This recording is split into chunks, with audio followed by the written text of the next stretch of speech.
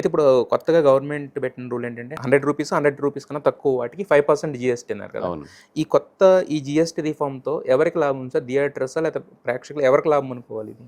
ఇదివరకు కూడా ఏంటంటే రూ. 99 ప్లస్ ట్యాక్స్ ఆళ్ళకెళ్ళిపోయేది. ఇప్పుడు కూడా మా టికెట్ రేట్ స్టాండర్డే. హ్మ్. దానిపైన ఇదివరకు రూ. 18 వెళ్తే ఇప్పుడు రూ. 5 గవర్నమెంట్‌కి వెళ్తది. హ్మ్. అంతే తప్పితే మాకొచ్చేది స్టాండర్డే. మరి ఈ మధ్యలో అది ప్రేక్షకులకు తగ్గుద్ది. అంటే టికెట్ రేట్లు తగ్గుతాయి అనుకోవచ్చు. కాదండి. ఇదివరకు ఎట్లా ఉండేదంటే ఇప్పుడు రూ. 150 సార్ టికెట్. రూ. 100 అనుకుందాం సార్ అది సేమే టికెట్. ఉంటది. హ్మ్. 100 ప్లస్ ఉన్నది 100 ప్లస్ జీఎస్టీయే. హ్మ్. రూ. 99 ఉన్నది హ్మ్. ఇదివరకు 19 ప్లస్ 12% జీఎస్టీ పడేది కదా! హ్మ్. ఇప్పుడు 19 ప్లస్ 5% జీఎస్టీ పడతది. హ్మ్. అదే తగ్గేది అని అంటాం. ఇది టికెట్ రేట్ మీద తగ్గుతది. టికెట్ రేట్ మీద తగ్గుతుంది. ఇప్పుడు రూ. 99 ఉన్నది ఇప్పుడు 95 96 అలా వస్తది. అలా వస్తది. అలా వస్తది. అంతే. సో ఓవరాల్‌గా at the end of the day అది బెనిఫిట్ టు ద ఆడియన్‌కే ఆడియన్‌కి వస్తది. బెనిఫిట్. సార్ అయితే థియేటర్‌లో సినిమా చచ్చిపోతుందని మాట్లాడతారు. ఎవరి సినిమా లేనప్పుడు వాళ్ళు అంటే ప్రాంగా మాట్లాడితే గనక ప్రొడ్యూసర్స్ అందరూ మాట్లాడుకోవాలి, కలిసి కూర్చొని దీన్ని ఎలా అయినా బతికించాలి అని అంటారు. బట్ ఒక పెద్ద సినిమా వచ్చినప్పుడు రేట్లు పెంచేస్తున్నారు సార్. థియేటర్‌లో అప్పుడు సినిమాని ఎవరు చంపుతున్నట్టు సార్ మీ ఉద్దేశం ప్రకారం? అంటే మీరు చూడండి అంటే దీంట్లో డిబేట్ ఎట్లా ఉంటదంటే చీపెస్ట్ వచ్చి ఇప్పుడు కూడా సినిమాయే. అవును. 2 అవర్స్ మీకు ఏసీ 2 అవర్స్ ఒక 100 కోట్లు కొన్ని వందల కోట్లు పెట్టి తీసిన సినిమాని పర్ హెడ్ మ్యాక్సిమం ఎంత 375, 400 రూపీస్‌కి చూపిస్తున్నారు. హ్మ్. ఓకేనండి. So as a film to your spending is not that cost compare to the so many things.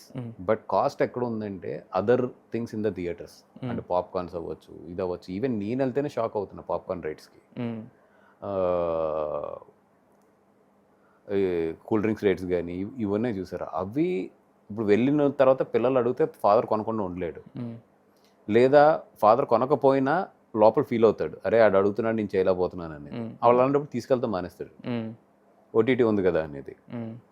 So నేను అనేది ఏంటంటే ఇది నిజంగా ఇప్పుడు మీకు ఇస్తున్న క్వాలిటీకి కానీ మీకు ఇస్తున్న ఫెసిలిటీకి కానీ ఈ ticket rate is not a burden. But other burdens ఉన్నాయి కదండి. అది అట్ ది సేమ్ టైం అంటే మరీ 500-600 తీసుకెళ్ళిపోకూడదు. ఎందుకంటే it's not a single head కదా, వెళ్తే నువ్వు ఫ్యామిలీగా వెళ్తావు. ఇప్పుడు అదే జరుగుతుంది కదా సార్. ఏ పెద్ద సినిమా వచ్చినా రేట్లు పెంచేస్తుంటే ఇప్పుడు మీరు లిటిల్ హార్ట్స్ సినిమా తీసుకుందాం sir. Same cool drink rates, same popcorn rates, మరి ఇంటిల్లిపాది వెళ్ళిపోతున్నారు. ప్లస్ ఒక్కడ కూడా వెళ్ళట్లేదు, ఇంటిల్లిపాది. ఎక్స్ట్రాడినరీగా ఒకటి. అదే నేనేది ఎక్స్ట్రాడినరీ. ఇక్కడ కంటెంట్ మ్యాటర్ అవుతుంది తప్ప మనం ఇచ్చే కంటెంటే మ్యాటర్ అవుతుందండి. బట్ ఏంటంటే ఇప్పుడు యావరేజ్ సినిమా కూడా బతకాలని ఉన్నప్పుడు ఎప్పుడైతే కొంచెం రేట్స్ దీంట్లో ఉన్నాయో సరే పిల్లలు అడుగుతున్నారు కదా వెళ్దాము, లేదంటే ఇంట్లో చాలా రోజులు అయింది కదా తీసుకెళ్దాం. ఇప్పుడు ఏం చేస్తున్నాడు, థియేటర్కి వెళ్ళినా 3000 అవుతుంది, 2000 3000 అవుతుంది. రెస్టారెంట్కి వెళ్ళినా 2000 3000 అవుతుంది. సో థియేటర్ బదులు ఒకసారి రెస్టారెంట్ చూస్ చేసుకున్నాడు. ఇదివరకు ఏంటంటే థియేటర్కి వెళ్తే 500లో బయటకు వచ్చేసారు, బయటకు వెళ్ళామనే ఫీలింగ్ ఉండేది. సో అప్పుడు థియేటర్ చూస్ చేసుకున్నారు. ఇప్పుడు రెస్టారెంట్ అంటే థియేటర్ ఈక్వల్ అయిపోయినప్పుడు బయటకు వెళ్ళినప్పుడు రెస్టారెంట్ కూడా చూస్ చేసుకుంటున్నారు. అందుకే చూడండి మీకు ఇప్పుడు హైదరాబాద్లో కానీ ఇక్కడ కానీ రెస్టారెంట్ చాలా పెరిగినాయి.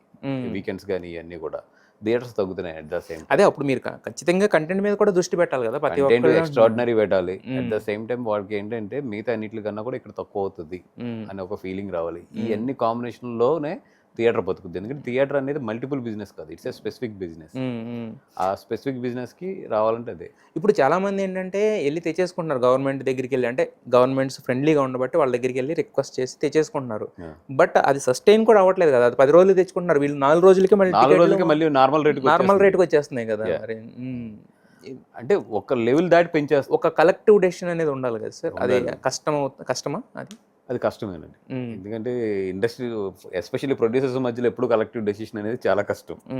ఎందుకంటే each individual case is different for the producer. ఇప్పుడు నాకే ఉంది, ఇప్పుడు నేను తీసే సినిమాలో ఈచ్ ఫిల్మ్ ఈజ్ డిఫరెంట్. అలాగే ఈచ్ ప్రొడ్యూసర్ మళ్ళీ from the each other producer he's a different person. వాళ్ళకుండే ఫైనాన్షియల్ ఈక్వేషన్స్ కానీ వాళ్ళకుండే ఫైనాన్షియల్ లెక్కలు కానీ ఇవన్నీ కూడా చాలా ఉంటాయి. అంటే ఇప్పుడు ఈ రోజు రిస్క్ కూడా it's not a small risks, అన్ని కోట్ల మీద ఉంటాయి, క్రోర్స్ ఆఫ్ దీని మీద ఉంటుంది. సో ఈ క్రోర్స్ ఆఫ్ దీన్స్లో కొలాబరేటివ్గా వెళ్దామంటే అవ్వదు. అదేంటంటే బేసిక్ రూల్స్లో కరెక్ట్ చేసుకోగలం, కానీ ఫైనాన్షియల్ ఎప్పుడైతే ఇన్వాల్వ్ అవుతుందో nobody we can bring them to the మనం ఒక సింగిల్ డెసిషన్ మీద తీసుకోవాలి. ఎందుకంటే ఫైనాన్షియల్ డెసిషన్స్ ఉంటాయి దాంట్లో. అది కాకుండా షూటింగ్ పరంగా పోతే ఒక దుక్కుకు వస్తారు కానీ వెన్ ఫైనాన్స్ ఈజ్ ఇన్వాల్వ్డ్ రారు. నాకు వచ్చే నష్టం నువ్వు భర్తీ చేస్తావు అని మాట్లాడతారు అంతే. అనే మాట Simple వస్తుంది, question ఆబ్వియస్గా వస్తుంది.